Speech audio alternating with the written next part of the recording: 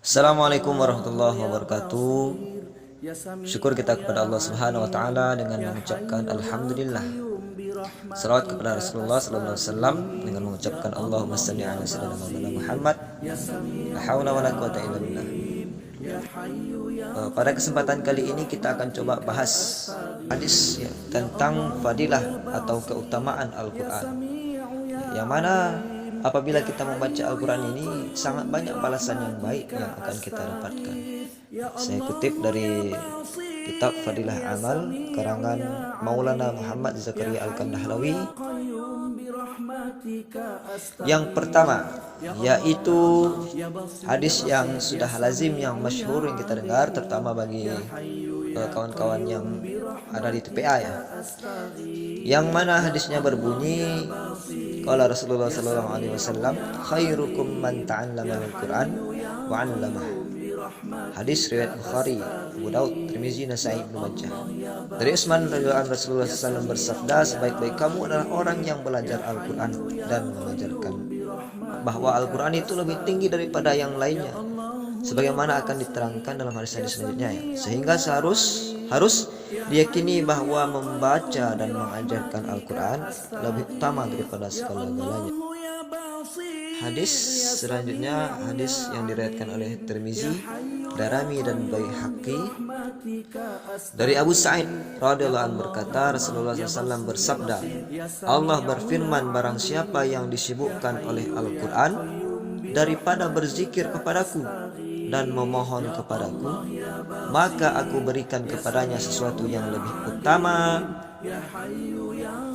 daripada yang aku berikan kepada orang-orang yang memohon kepadaku. Dan keutamaan kalamullah di atas seluruh perkataan adalah seumpama keutamaan Allah atas makhluknya. Di sini sangat jelas hadirin bahwasanya membaca Al-Quran saking sibuknya kita sehingga kita terkadang lupa berzikir, lupa berdoa. Tapi justru karena saking sibuknya kita dengan Al-Quran ini justru memberikan suatu keutamaan yang lebih daripada berzikir dan berdoa. Selanjutnya hadirin, hadis yang selanjutnya, hadis yang diriwayatkan oleh Bukhari, Tirmizi dan Nasa'i. Dari Ibnu Umar radhiyallahu anhu berkata bahwa Rasulullah SAW bersabda, tidak diperbolehkan hasad atau iri hati kecuali terhadap dua orang. Yang pertama, orang yang Allah karuniai kemampuan membaca atau menghafal Al-Quran.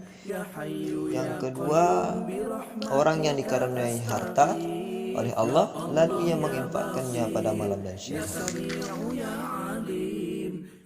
Hadis selanjutnya dari Ibnu Mas'ud radhiyallahu anhu berkata bahwa Rasulullah SAW bersabda, barang siapa membaca satu huruf dari kitab Allah, maka baginya satu hasanah atau satu kebaikan, dan satu hasanah itu sama dengan 10 kali lipat.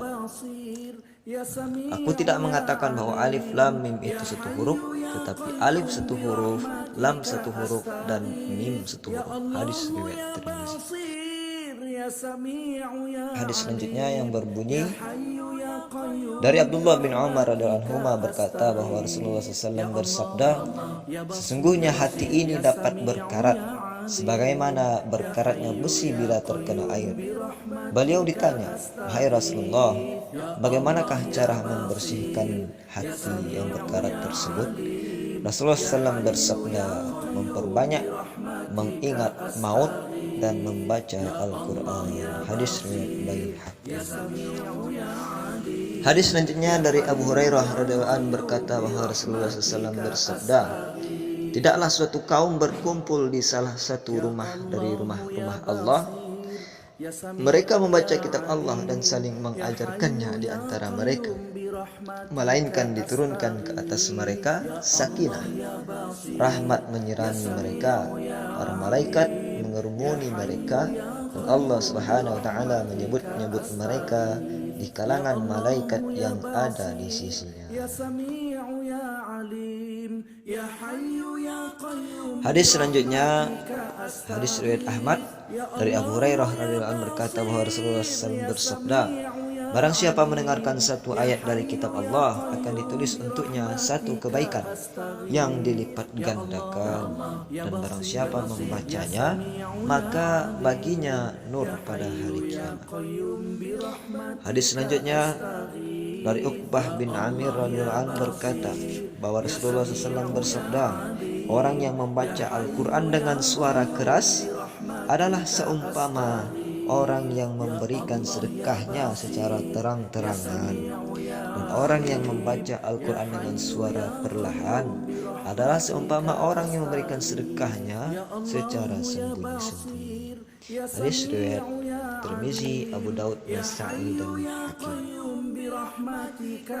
Hadis selanjutnya dari Ibnu Umar radhiyallahu anhu berkata bahwa Rasulullah SAW bersabda, tiga orang yang tidak akan mengalami ketakutan pada hari yang sangat menakutkan, dan mereka tidak akan dihisab.